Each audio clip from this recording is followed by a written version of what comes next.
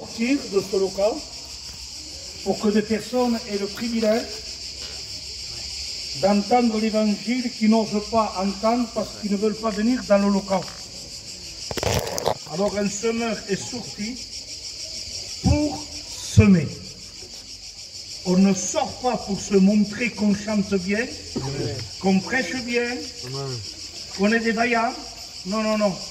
On sort tout simplement parce qu'on sait l'urgence de semer. Semer la parole là où il y a la misère, là où le foyer se brise, là où la drogue, le péché, là où l'angoisse et la dépression règnent. Nous voulons semer la parole de vie, la parole de la vérité, la parole de la consolation. La Bible dit, je vous le cite, parce que je n'ai pas mes lunettes de loupe pour lire, je vous le cite, c'est dans Jean 1, voilà ce qu'on sème. Au commencement était la parole. Ça, c'est l'éternité de la parole. La parole était avec Dieu. Ça, c'est l'intimité du Fils avec le Père. Et la parole était Dieu. Et ça, c'est la divinité de la parole. C'est que le Fils est Dieu. La Bible dit que rien de ce qui a été fait n'a été fait sans elle, la parole. Tout a été créé par elle, pour elle et en elle. En elle était la vie. En la parole était la vie. Et la vie était la lumière des hommes qui, en venant dans le monde, éclaire tout homme, y compris la femme. Et la Bible nous dit que cette parole était la lumière des hommes. Et la lumière, lui, la lumière brille. Tel comme il a été dit dans la Genèse, Dieu dit que la lumière soit. Et la lumière fut. Parce qu'auparavant, le monde était informe et vide. C'était en hébreu le tuboïs, c'était le chaos. Le chaos, c'est qu'il n'avait pas de forme. Et il était vide. Ça image bien le cœur de l'homme. Le cœur de l'homme sans Dieu, il n'a pas de forme. Il est vide. Il est vide parce qu'il n'a pas la vie. Il n'a pas la joie. Il n'a pas la consolation à ses problèmes. Il n'a pas la garantie, la sécurité de la vie éternelle.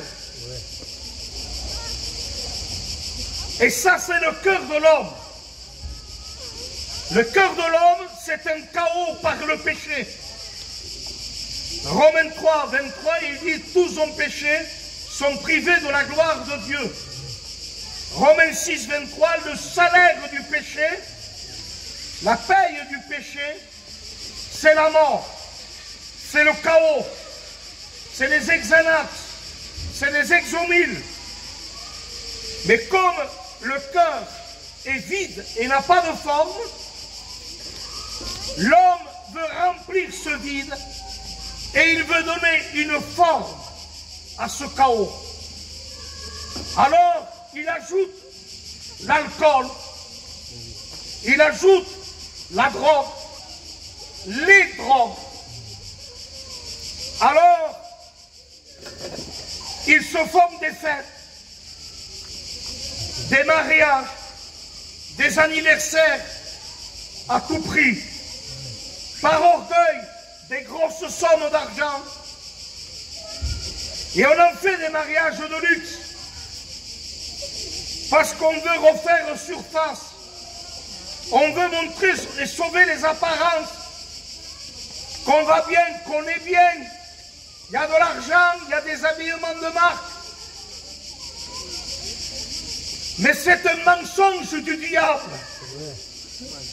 Parce que quand ils rentrent chez eux, c'est le chaos,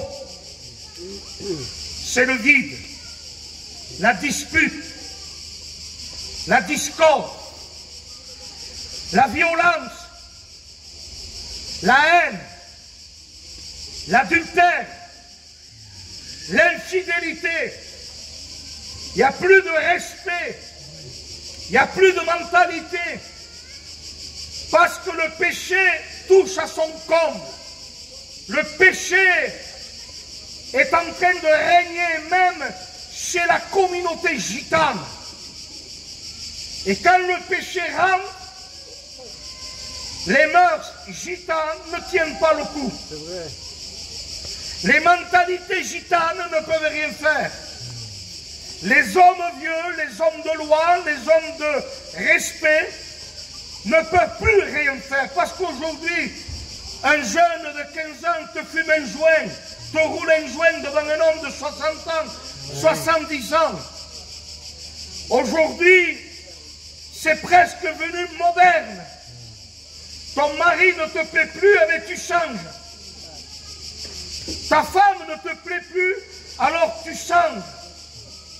Ils sont avides de péché. Ils sont avides d'adultère, d'arrogance, de violence. L'amour de l'argent brise les familles, sépare les familles, détruit les foyers. C'est malheureux.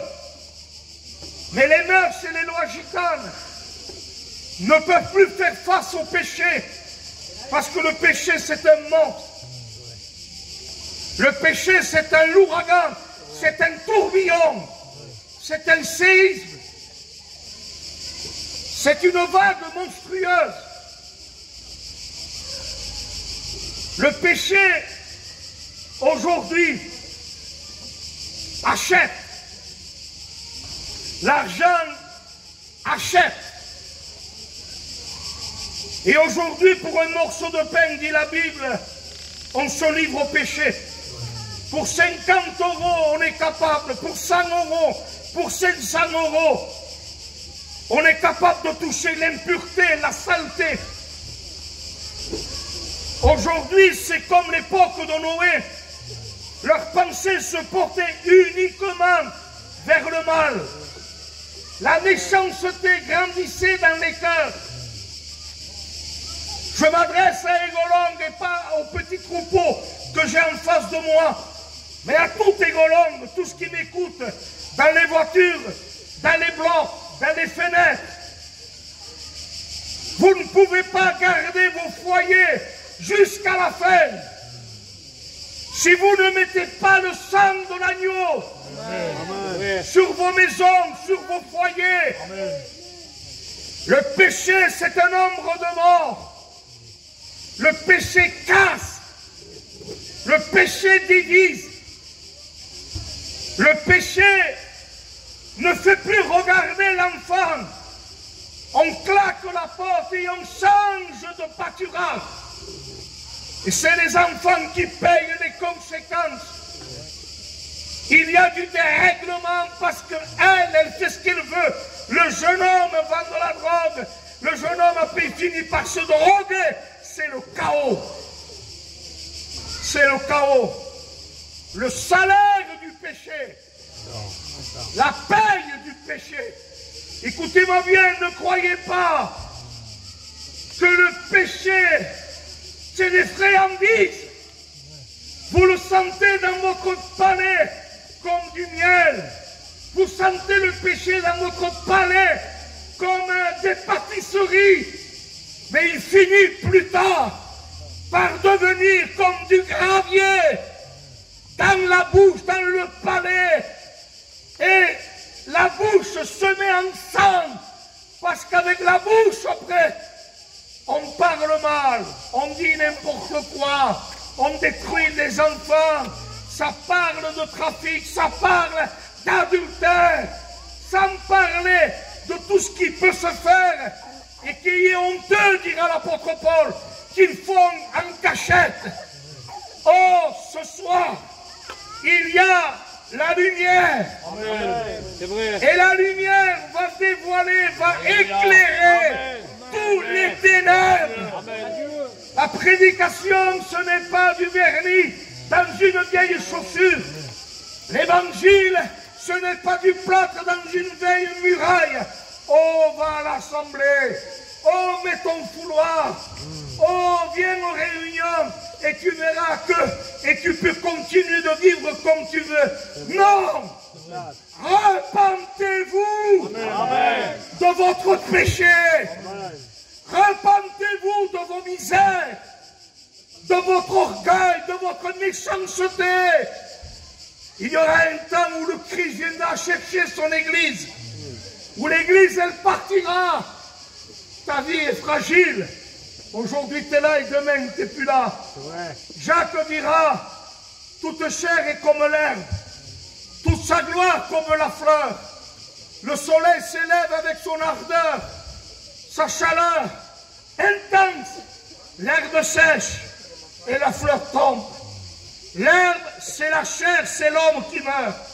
La fleur, c'est la réputation de l'homme, c'est la gloire de l'homme. Tout tombe. Tout tombe, et le lieu n'en garde pas moins une trace. C'est fini, on n'en parle plus.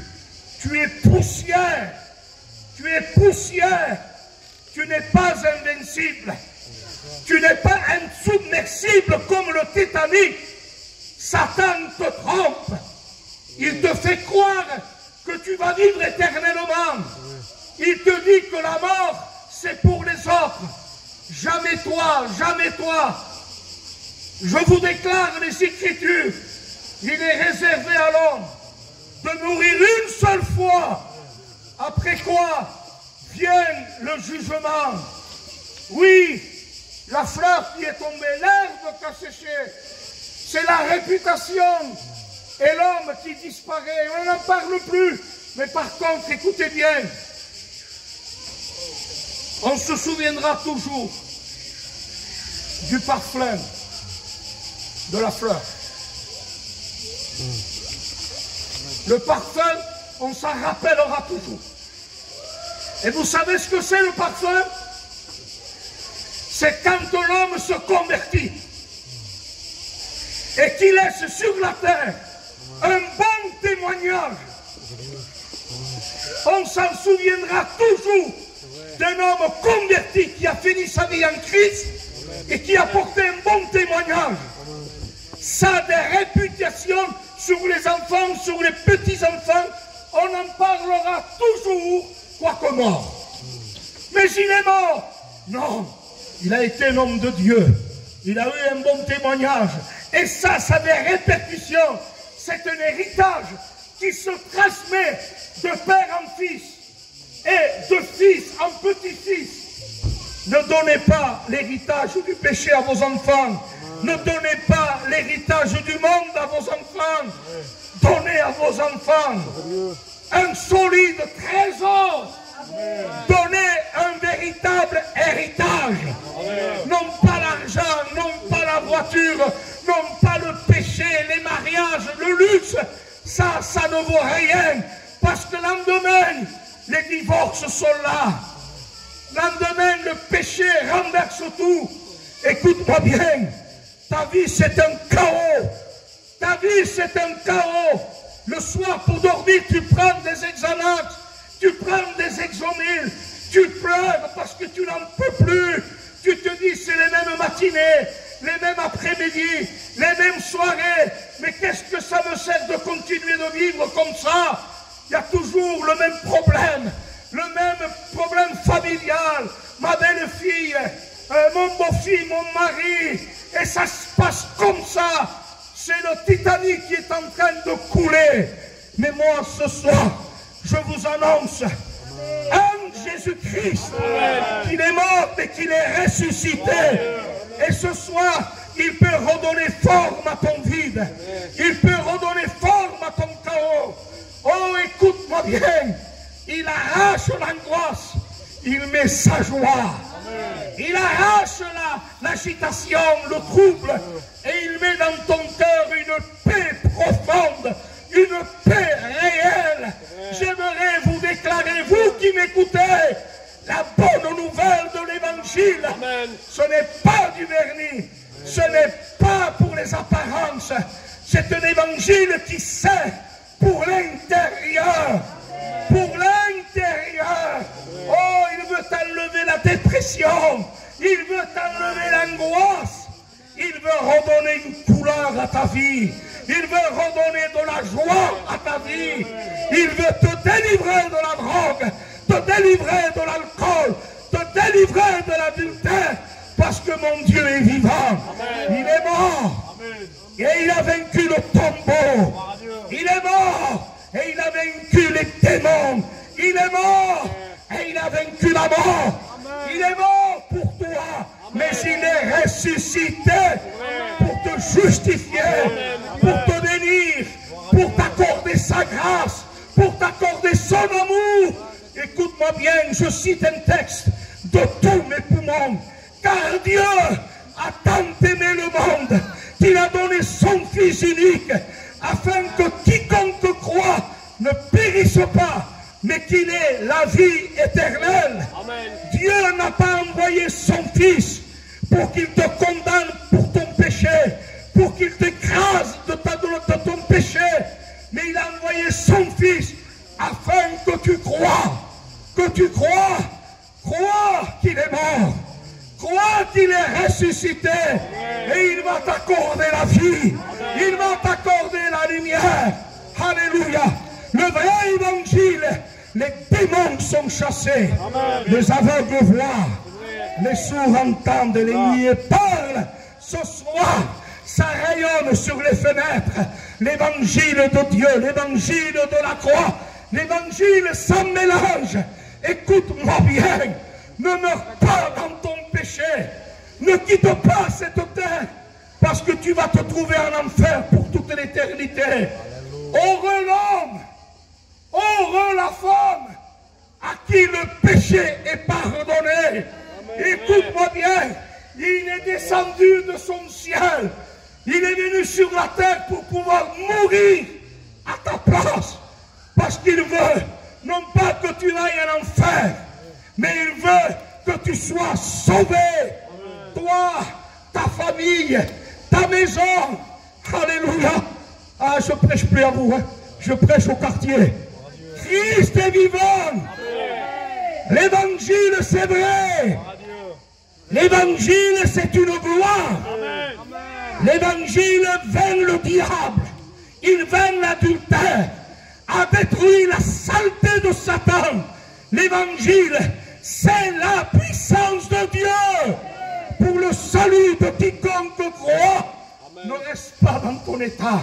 Ne reste pas dans ta perdition.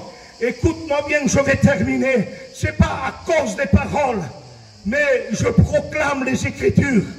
Ce n'est pas par de l'or ou pour de l'argent que tu as été racheté. Pierre dira, chapitre 1, verset 18, c'est par le sang de Christ que tu as été racheté de ton péché. Apocalypse, chapitre 1, verset 5, à celui qui nous aime et qui nous a délivrés de nos péchés par son sang. Par son sang. Je vais terminer sur cette note. Mais ce soir, je ne vais pas te dire de lever la main. Mais suivant ce que tu as entendu dans ta chambre chez toi, parle à Dieu, je te promets qu'il t'entend. Il t'entend Parle à Dieu. Si tu es vivant, révèle-toi dans ma vie. Si c'est vrai que tu m'aimes, et si c'est vrai que tu existes, Seigneur, viens briser ma vie.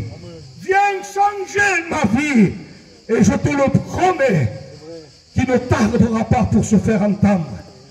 Parce qu'il est le Dieu vivant et vrai. Que Dieu vous bénisse. On chante un cantique? C'est ton sac.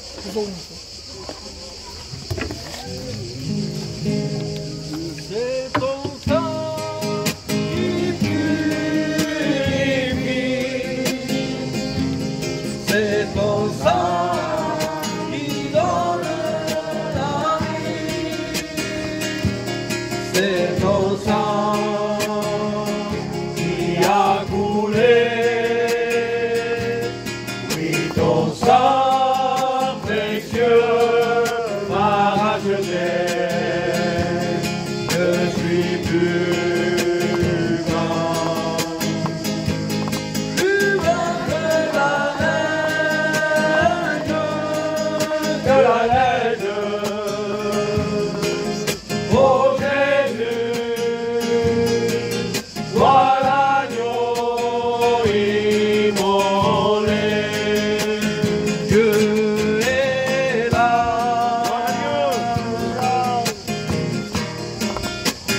Dieu est